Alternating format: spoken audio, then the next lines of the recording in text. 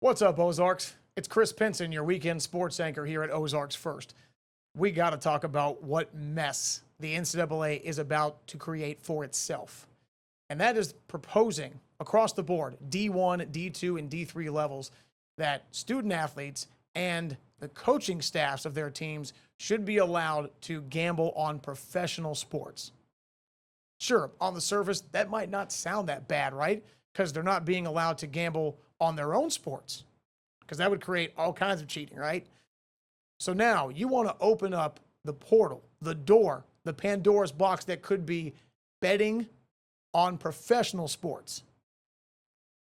Last time I checked, the NCAA at all levels doesn't have an equal spread of NIL money, does it? Coaching staffs aren't paid the same. Players don't earn the same for their name, image, likeness across D1, D2, and D3.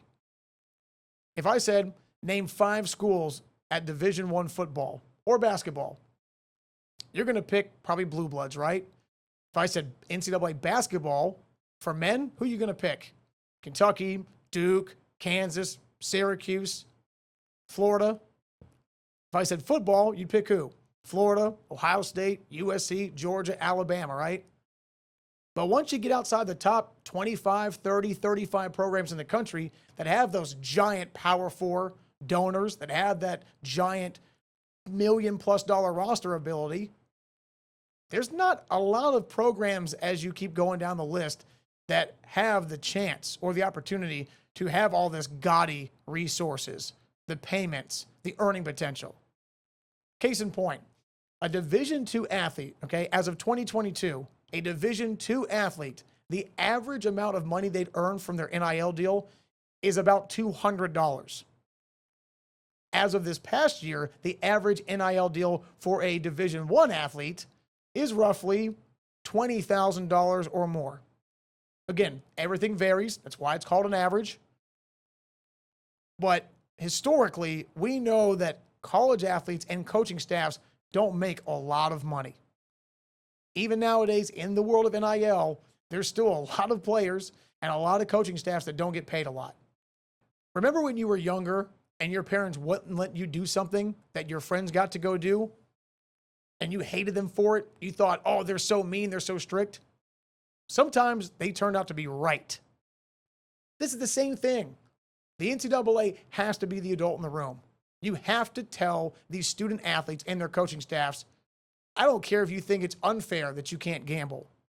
You don't have a lot of money.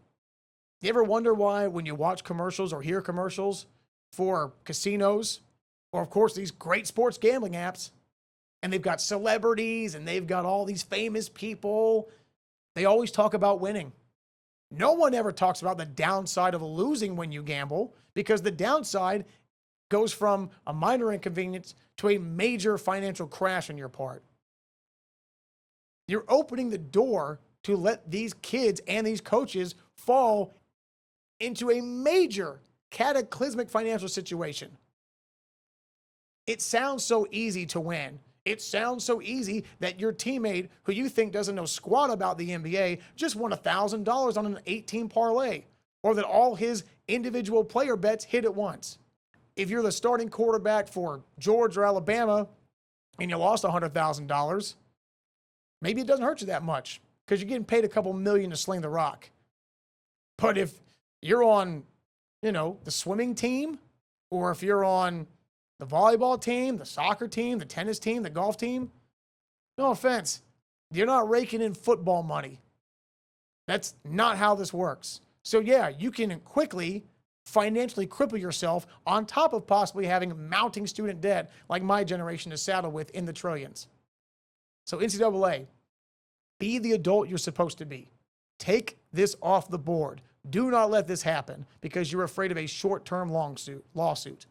I promise you, the amount of money, the amount of headache, the amount of issue you're going to have in the future from a class action lawsuit of student athletes or former student athletes that will sue you for leading them, guiding them, enabling them to walk down the path of, hey, they encouraged me, allowed me to gamble. I guarantee you, a great lawyer can spin that and you're screwed.